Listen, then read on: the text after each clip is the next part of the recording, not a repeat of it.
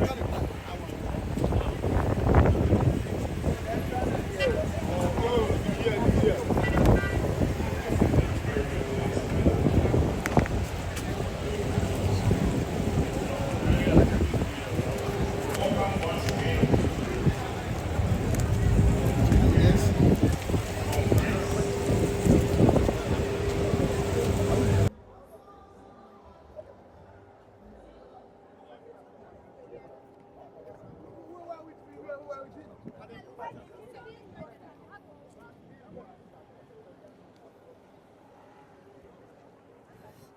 right, welcome to Dazu TV live at the Central University.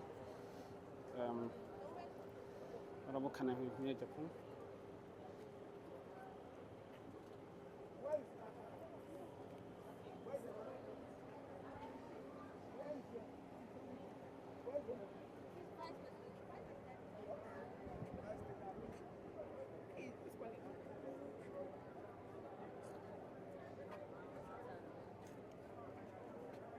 You can take the coverage a little bit far. Right.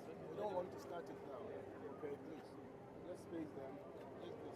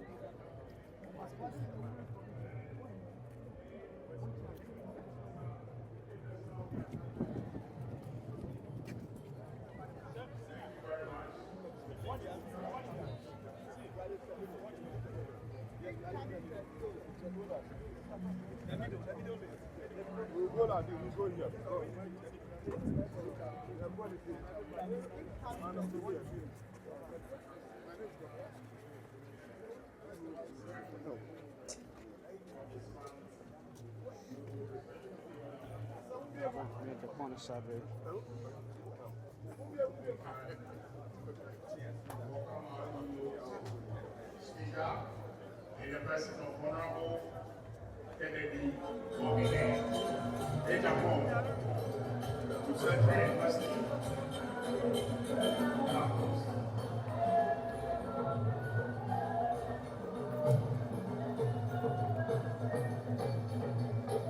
Welcome, Honorable Kennedy Agyapong to Central University. SRC Week, special program, that Youth Week Conference.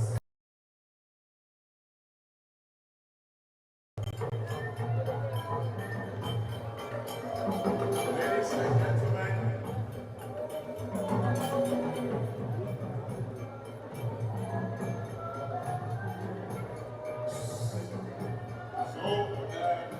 media men,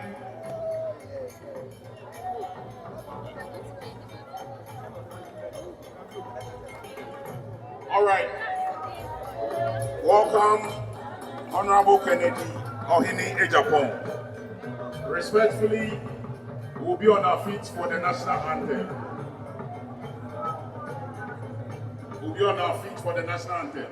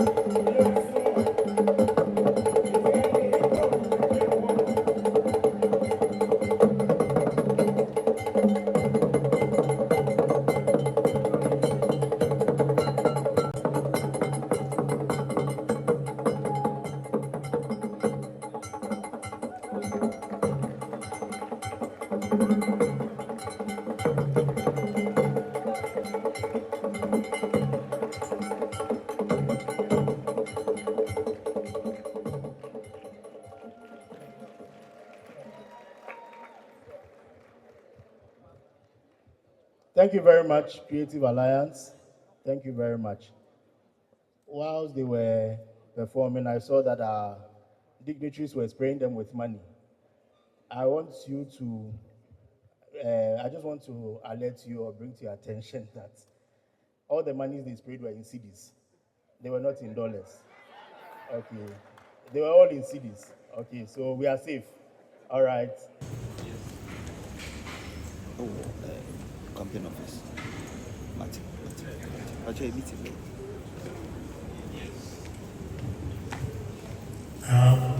The first question was, how will you start a business today, considering the, economic environment?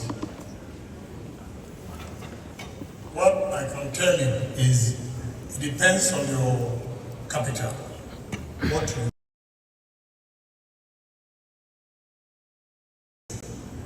Like I said, you need savings. You need to save to raise capital. And when you have enough capital for a particular business, you do the analysis and see that where I'm going to establish this business, we call something economics, a comparative and competitive advantage. And let me give you one example when it comes to comparative advantage. In this country, we have about 6 regions that are calling for large-scale agriculture and industries. But to site your company or your factory, you first look at the locations.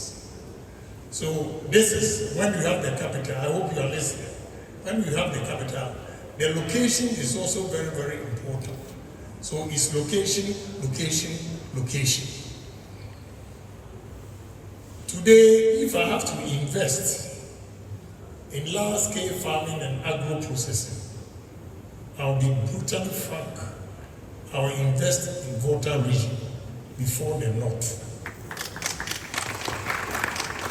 As a businessman, because of proximity to market, because of proximity to the port, if I have my finished product from, say, Saga, it will take me about an hour to get to the port, 1 hour, 20 minutes to get to the market. But in the north, it will take me about 21 hours or 2 days to get the stuff or my finished product to the market. The cost of transportation alone will eat into your profit. So when you have capital and you are citing your business, you should consider location. It's very, very important. You just don't go, even if you go, you're going to rent a shop, look at where the traffic is heavy. If you want to go into raw materials, look at areas where they are building new homes. These are how you take the decision, the strategy, to start the business. You just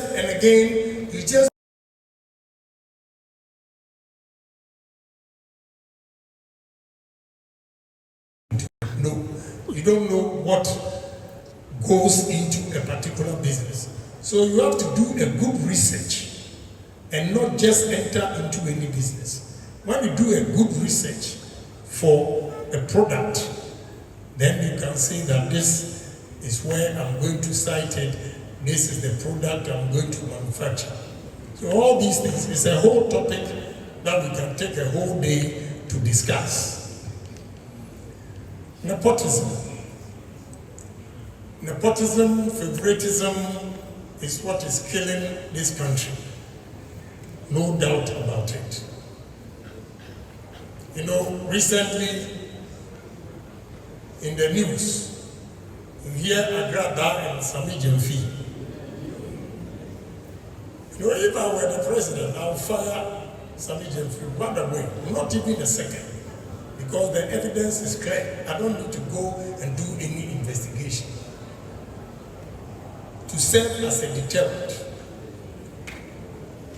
Young men and women complete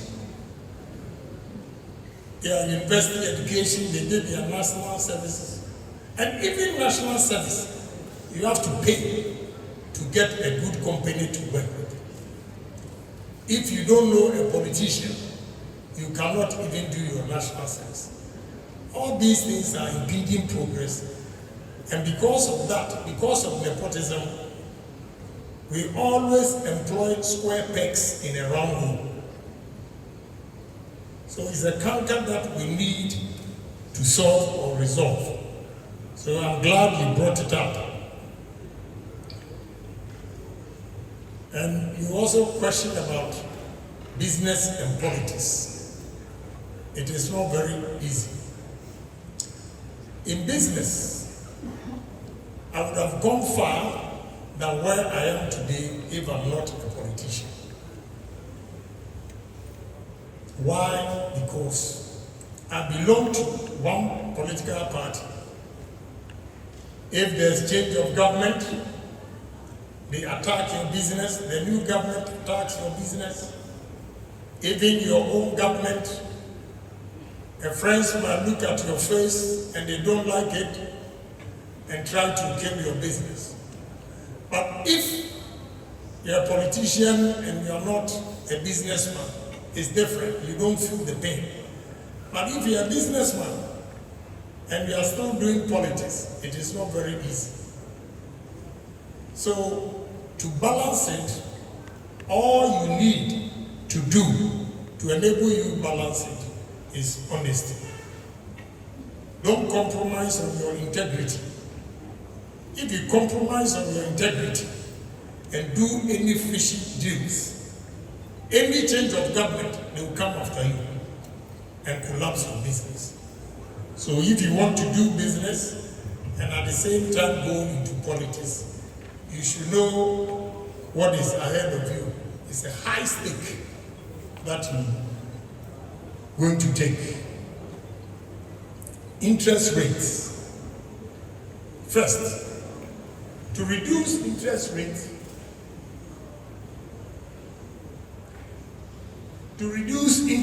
in this country, I have to tell you, I am not scared. I will tell you the truth because I'm a businessman. You don't need the government competing with entrepreneurs or businessmen in terms of borrowing. The government is borrowing from the banks, and private sector is also borrowing from the banks. It makes it very difficult for the private sector to get a lower rate. 2, Bank of Ghana sets a prime rate at say 22%. Where on earth do you set the prime rate at 22% and expect the bank with all the risk also to give to customers at 25? So right from day one, the Bank of Ghana regulation is nothing to write home about, and therefore they have to do something about it. Again, production. When we create businesses, the government will get taxes from workers, the businesses, they pay their annual taxes and everything, the corporate taxes. When the government has enough money, it will bring the rates down because they will not be competing with private sector for loans to do other projects.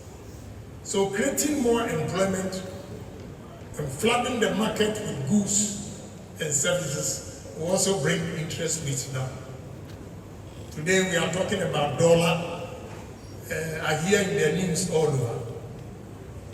The economists will tell you if they are fair and they are not playing politics with it. It is not a magic from NDC government, it's not a magic from MPP government that is bringing the dollar down. It is Trump and his policies towards the rest of the world's economy that people are not demanding dollars as expected. So the dollars are sitting there. Now they are competing with China. So whatever they are saying, if Trump and the world come together again, you will see that our country did not put or implement any policies that will bring the dollar down. So whatever you are seeing here is temporal. I am telling you, it's temporal. It is not any economic gurus in this country that is causing the cedi to appreciate and the dollar to depreciate. It is the world market that they are not demanding the dollars as much as they used to. That is why there's no competition and supply of dollar is exceeding the demand. As simple as that. These are basic economics principles. So we have to be careful with what they are saying about interest rate and all those things. It's not magic. It is the world economy that is falling apart. And the demand for the dollar has gone down. Somebody asked about punctuality. Punctuality, I talk about time because if you become disciplined with your time, it affects everything that you do, even the decision that you take.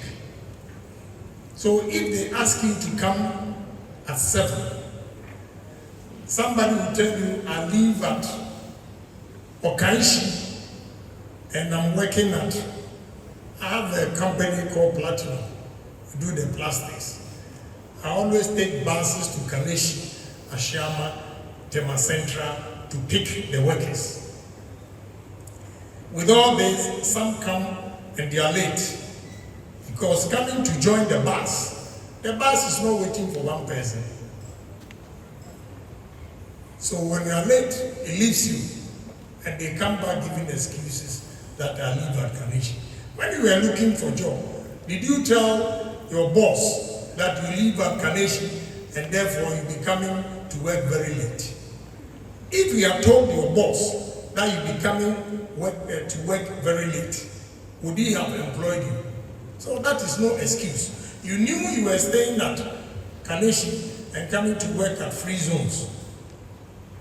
So if you start work at 5, you have to wake up at 3 to get there. No excuse. Because you know if you wake up at 4, you cannot use 1 hour to get to free zones. So punctuality is very, very important. And it helps in our daily activities. It increases production. And delays will also reduce production. So punctuality, punctuality, punctuality. That's the only way we can grow the economy. Industrialization, if I talk about entrepreneurship, what do you mean by industrialization? The businesses that we are creating. Somebody mentioned I have a steel plant worth 100 million. In fact, I don't know how he got it, but 3 days ago, the Indians came and they assessed the factory and they said it's $100 million. And I need $35 million working capital. Now, do you call Agyapong an industrialist? Or what? So, it's the entrepreneurs who create the industries. So if we are talking about entrepreneurs, they are the same people. When we say industry, we have small scale ones and large scale ones. So at any level, those going into production, they are also part of the industrialization process. So entrepreneurs are leaders of the industries, and therefore, don't get it wrong. They are the same. Language. Very interesting point. See, if we're able to use our own language, in Ghana here, they always say, oh, if you can't speak good English, it means you are not intelligent. That is what we call in Latin, fallacy of argumentum ad hominem.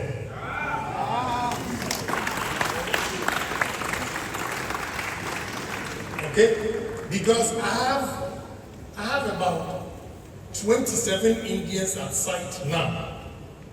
You know, I had always had the impression that India is an English-speaking country, and therefore they all speak English. It's not true. I took them to Noble restaurant one day, having lunch with the workers, the Indians. And all of them here are engineers. But they can't speak English. Only few. They use their language. And they are fixing all these machines. Those of us going to Accra will pass by the factory for you to see.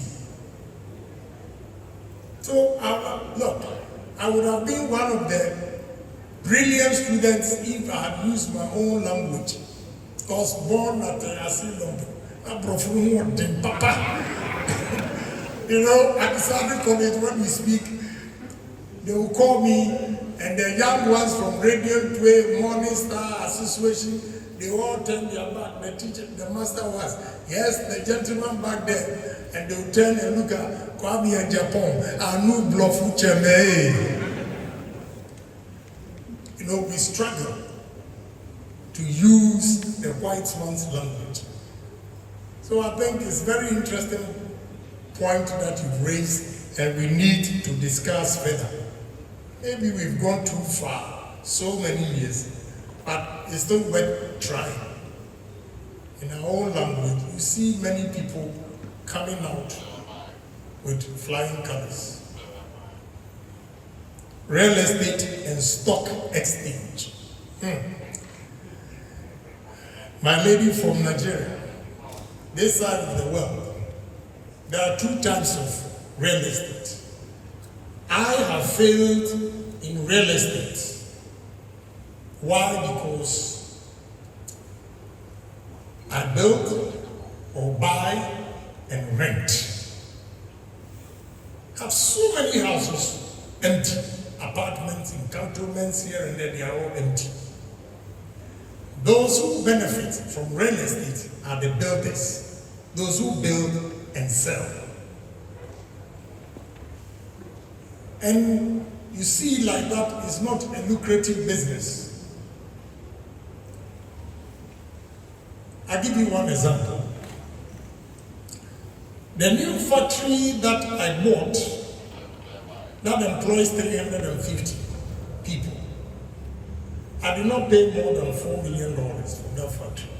And it's employing 350 people. I have a house in cantonments, but the land alone, I paid $2.2 million. So completion, what would be your estimation? So instead of going into real estate, preferably, you go into manufacturing. Because what I'm earning from the $4 million company,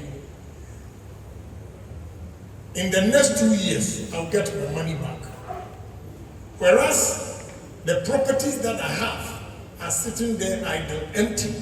Nobody is buying it.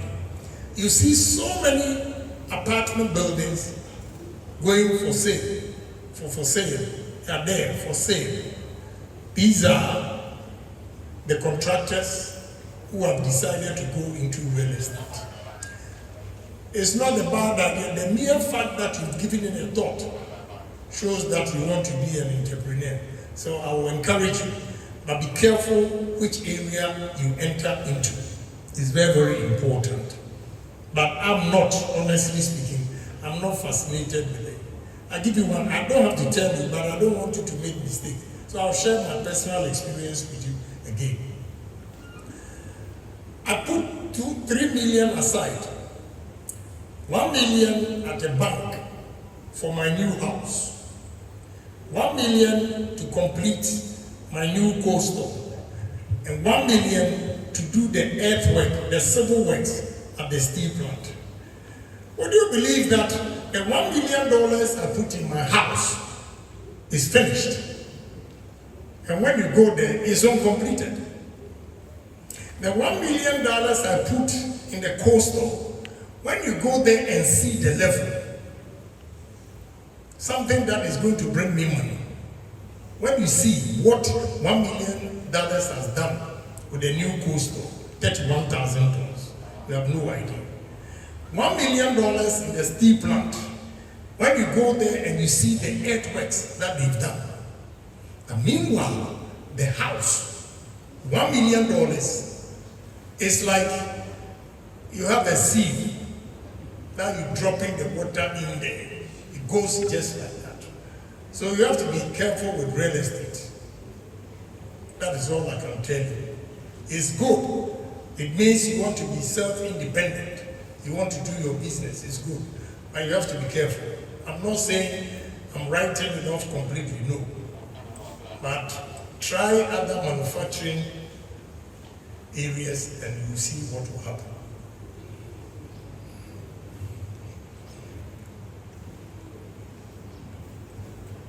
And stock exchange. With what I'm doing with industries, I call it lazy approach. You know, one of my daughters worked at the Google, started buying stocks. One day, said, "Daddy, let me show you. I made $432,000. No, she's just about 24. I think this February she was 26. $432,000. Just about 2 months ago, the 432, because of the volatility of the stock exchange, the money dropped to about 200,000. But if you put it in a business where you have time to manage it yourself, you will see the outcome. They are in America and they don't know this kind of manufacturing and how they are going into it, and therefore they're going into stocks. It's good, but I call it lazy approach. Because you can spend about $300,000 and have this water manufacturing company. And in the next 1 year, you get your $300,000 back. So stock exchange and real estate. If you are into business, this side of the world, you see that stock exchange and real estate, they don't bring money. I'll give you a typical example again. Donald Trump, when we were in America with Trump Palace and all those, then you have Hemsley Palace, all those. Now the tech guys have taken over. The tech guys, technology guys, they've taken over. So you should watch the trend, how it's going before you invest. Priority. I mean, when we talk about priorities, you should set goals for yourself. And the goals that you set, some are more important than the others. So you have to start. Another example, I'm a pragmatic guy and therefore I always want to give practical examples from my own experience. I stole idea from Honorable Speaker A friend of mine was going to buy a car at $250,000. And Honorable Speaker came to me with equipment that he has imported to build his water boating company at $250,000. Whose priority is right?